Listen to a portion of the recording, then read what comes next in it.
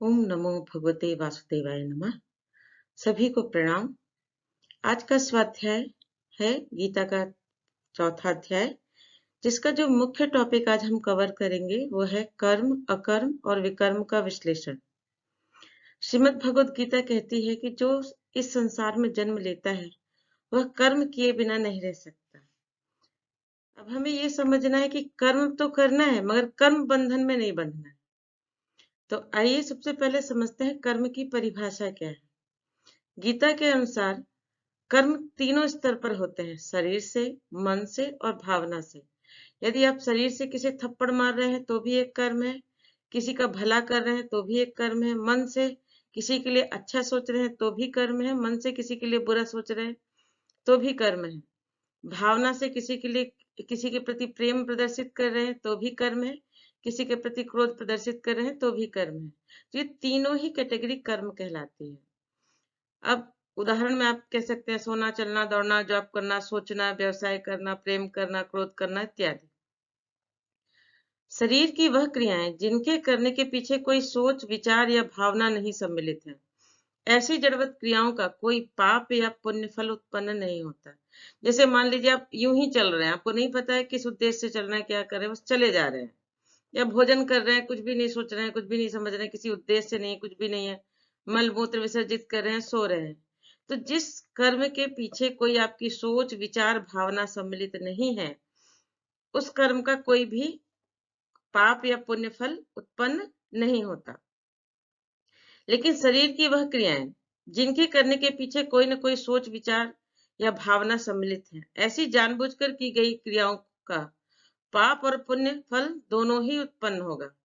जैसे किसी उद्देश्य के लिए कहीं जाना, दुश्मनी निभाने के हेतु किसी के द्वार पर मलमूत्र विसर्जन कर देना, पढ़ाई से बचने के लिए सोना, व्रत उपवास के लिए भोजन न करना, दान करना इत्यादि। इन सब का जैसे कर्म होंगे उसके हिसाब से पाप या पुण्य फल उत्पन्न होंगे। अब हम साधारण कर्म के प्रकार समझते हैं। साधारण कर्म के तीन प्रकार हैं। एक होता है दैनंदिन कर्म, स्वधर्म कर्म। जैसे सैनिक के लिए युद्ध उसका स्वधर्म है, विद्यार्थी के लिए पढ़ाई उसका स्वधर्म है, माता पिता के लिए बच्चों का पालन पोषण स्वधर्म है। इनको करने पर पुण्य फल नहीं मिलता, लेकिन इनको अगर आप नहीं करते हैं तो पाप अवश्य मिलेगा। जैसे देश की रक्षा हेतु आक्रमणकारी दूसरे देश के सैनिकों की हत्या करने पर सैनिक को पाप नहीं लगेगा, लेकिन यदि वो ये सोचता है कि पता नहीं पाप होगा कि पुण्य होगा, मैं युद्ध में लड़ूं या न लड़ूं, अगर वो नहीं लड़ता है और वो अपने नित्य कर्म को नहीं करता है, अपने स्वधर्म का पालन नहीं करता है, तो उसको पाप लगेगा। इच्छित कर्म, ऐसा कर्म जो किसी उद्देश्य के लिए किया जाता है, अपनी इच्छा पूर्ति के लिए करना, इंद्रिय तृप्ति के करना, आत्म तृप्ति के लिए करना, ऐसे कर्म फल अवश्य मिलता है। जैसे आपने किसी अच्छे उद्देश्य से किसी से गरीब की सेवा करी तो उसका पुण्य फल उत्पन्न होगा। यदि किसी को लूटने के लिए आपने कार्य किया तो उसका पाप फल अवश्य मिलेगा। अगर किसी को लूटने के उद्देश्य से हत्या हो गई मान लीजिए, तो उसका अत्यंत और गहन तीव्र पाप फल होगा। अब तीसरे प्रकार का कर्म होता है आपातकाल व्यवस्था में किए कर्म। जैसे सपोज मान के चलिए कि आप वो करना तो नहीं चाहते थे, लेकिन व्यवस्था में आपने करना पड़ा। जैसे आप रोज सुबह उठते हैं, भगवान नहाते हैं, धोते हैं, भगवान की पूजा पाठ करते हैं, उसके बाद आप भोजन ग्रहण करते हैं, ये आपका काम है। लेकिन अभी आप क्या 16 घंटे की यात्रा में भारत से जा रहे हैं विदेश, अब वहां आपको स्नान की मिल नहीं रहा है। अब शरीर के चलाने के लिए आपको भोजन तो करना ही पड़ेगा, तो आप बिना नहाए धोए फ्लाइट में बैठे बैठे भगवान को भोग लगाकर भोजन कर रहे हैं, तो व्यवस्था से आपका कर्म कर रहे हैं, तो ऐसे कर्म का कोई पाप फल जनरेट नहीं होता, क्योंकि वह आपकी व्यवस्था है, विपत्ति है, आपात धर्म है। ऐसे ही जैसे मान लीजिए कोई आतंकवादी हमला हुआ, स्वयं की परिवार, वैसे तो कोई व्यक्ति किसी की हत्या करता है तो घोर पाप कर्म जनरेट होता है, लेकिन आतंकवादी ने हमला किया है अपने परिवार की जन की रक्षा करने के लिए, अपनी रक्षा करने के लिए, यदि उससे उस आतंकवादी की हत्या हो जाती है तो इस हत्या का पाप फल अत्यंत कम होगा या न के बराबर होगा। अब आते हैं, समझते हैं जो भगवान श्री कृष्ण कर्म, अकर्म और विकर्म का भेद भगवान श्री कृष्ण जो अर्जुन को समझा रहे हैं वो हमें समझने की कैसे आवश्यकता है। कर्म जो होता है हमेशा कर्ता भाव से किया जाता है, यानी स्वयं की इच्छा से किया जाता है। क्रिया को करने वाला कर्ता को स्वयं उस कार्य को करने का ज्ञान होता है और यह कर्म अधिकतर समय में आसक्ति युक्त ही होता है। इस आसक्ति युक्त कर्म करने पर पाप और पुण्य फल दोनों उत्पन्न होता है और कर्ता को बंधन में बांधता है। अब आप ऐसे समझ लीजिए जैसे पुण्य किया तो आपको सोने की जंजीर मिली है और पाप किया तो आपको रस्सी मिली है, लेकिन बंधन तो दोनों ही है ना। उदाहरण, किसी से कुछ छीनना या किसी को कुछ दान करना। अब छीनना में पाप फल मिल रहा है तो किसी को दान देने में पुण्य फल मिल रहा है।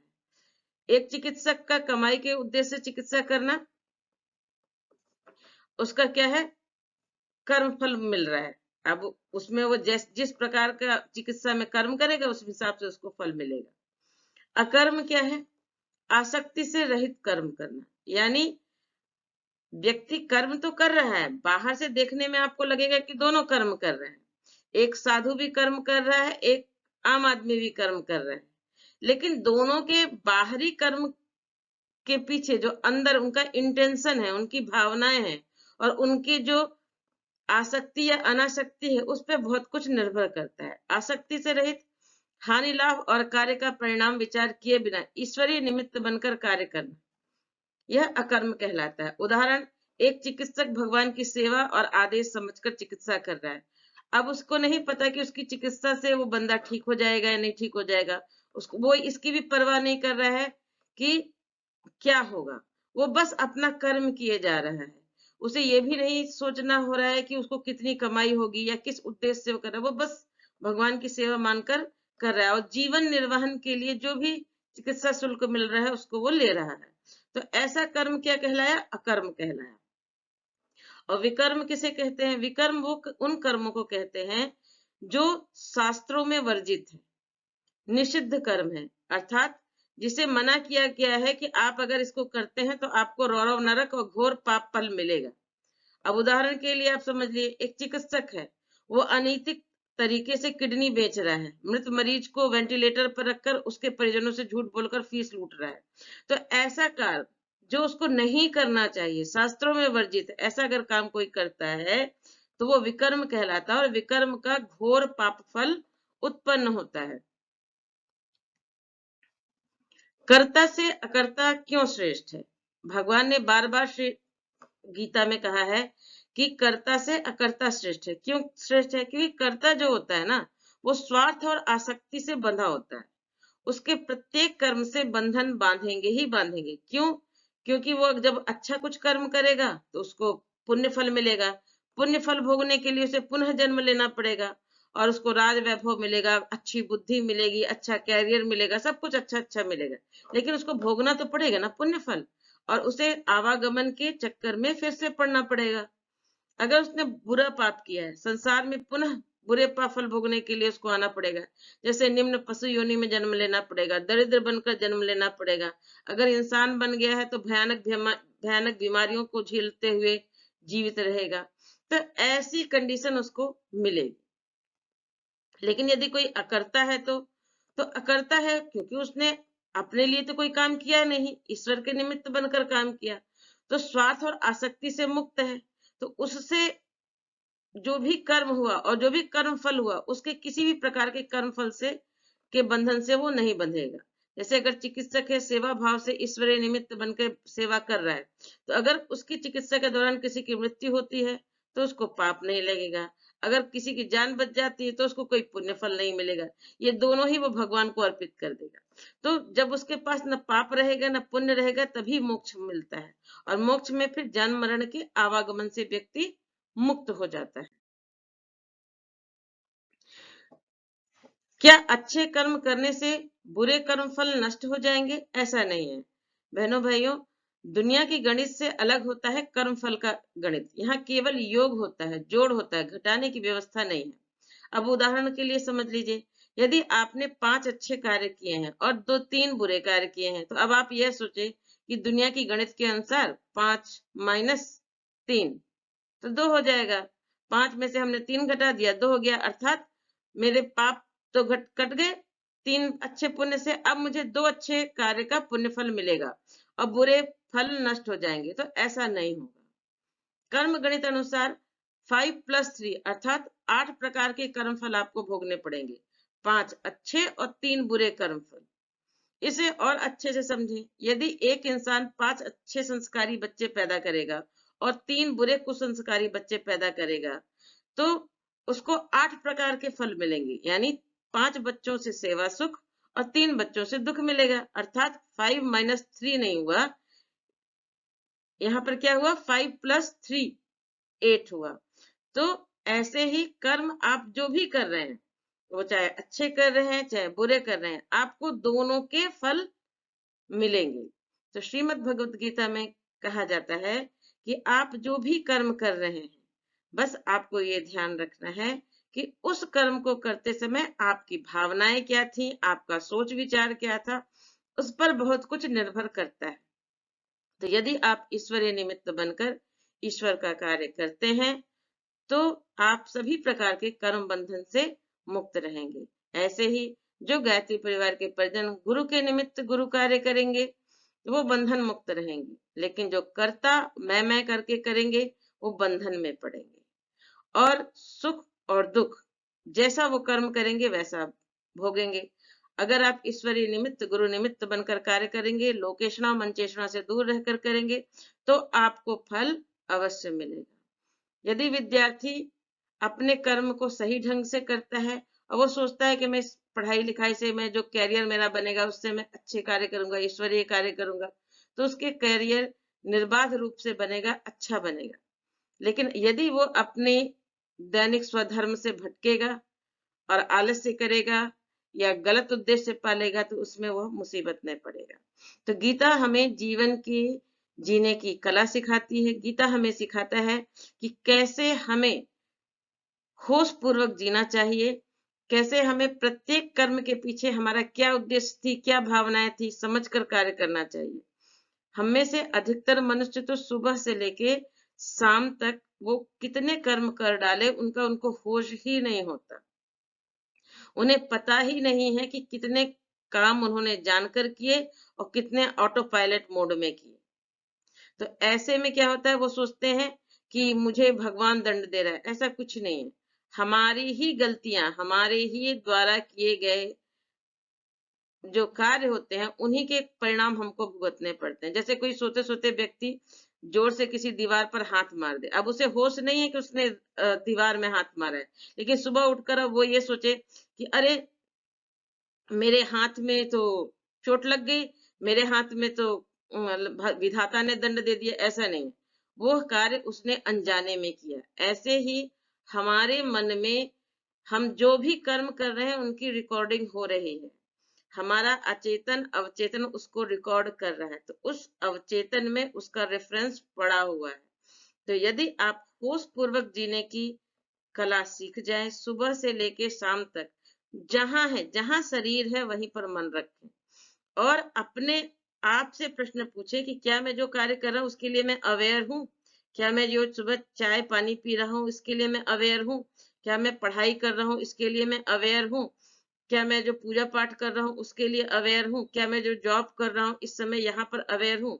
हम जहाँ होते हैं वहां रहते ही नहीं है, शरीर पढ़ने बैठा है, मन कहीं और घूम रहा है, शरीर पूजा करने बैठा है, मन कहीं और घूम रहा है, शरीर ऑफिस में है, मन कहीं और घूम रहा है। तो जब हमारे सारे कर्म फल हौच पौच क्यों हो जाते हैं, हमें कुछ चीजें समझ में क्यों नहीं आती हैं, क्यों, क्योंकि हम वो कार्य होश पूर्वक नहीं कर रहे होते। तो आप सभी से विनम्र अनुरोध है कि जो भी करें होश पूर्वक करें, प्रत्येक कर्म के पीछे चेक करें कि आपने आपकी भावनाएं क्या हैं, आपकी विचारणाएं क्या हैं, आपका जो अभी आपने कर्म किया वो किस कैटेगरी में आता है, कर्म की कैटेगरी में आता है, अकर्म की कैटेगरी में आता है या विकर्म की कैटेगरी में आता है। आपने कर्म किया, साधारण कर्म किया या अकर्म किया, यानी ईश्वरीय निमित्त बनकर कार्य किया या विकर्म किया, जो शास्त्रों में अधर्म कहा गया है, क्या आपने ऐसा कार्य तो नहीं किया। यदि आप होश पूर्वक जीवन जिएंगे तो विश्वास मानिए कि 100% आप अपने जीवन को कंट्रोल कर पाएंगे, अपने जीवन को व्यवस्थित कर पाएंगे। जब हमारा शरीर पर कंट्रोल होता है तो हमारा 20 से 30% हमारे हाथ में हमारा जीवन होता है। जब हमारा मन पर कंट्रोल होता है तब हमारा 60% हमारा जीवन हमारे हाथ में होता है। लेकिन जब हमारा पूरा हमारी भावनाएं, मन और शरीर ये तीनों ही हमारे कंट्रोल में होता है और हम होश पूर्वक जीने लग जाते हैं, तब 100% हमारी पूरी प्राण ऊर्जा हमारे कंट्रोल में होती है और हम 100% जानते हैं कि हमारे जीवन में आज क्या हो रहा है, कल क्या होगा और आने वाले भविष्य में क्या होगा, अगला जन्म क्या होगा। हम मनुष्य कहते हैं ना, मनुष्य अपने भाग्य का विधाता आप है। बस समस्या ये है कि विधाता सोया हुआ है। अगर यही विधाता जाग जाए तो अपने जीवन को व्यवस्थित कर सकता है। आने वाले जन्म में आप कैसे होंगे या वर्तमान जन्म में आप कैसे रहेंगे, आपका जीवन कैसा होगा, भविष्य क्या होगा, ये सब आप निर्धारित कर सकते हैं। आज के लिए इतना ही। धन्यवाद। ओम नमो भगवते वासुदेवाय नमः। यदि आपको हमारे वीडियो अच्छे लगते हैं तो इसको लाइक सब्सक्राइब जरूर करिएगा। हम बहुत मेहनत करते हैं आपके लिए, जिससे आपको जो ज्ञान है, श्रीमद् भगवत गीता का ज्ञान है, वो आप तक पहुंचे और आपके जीवन की समस्याओं का समाधान हो।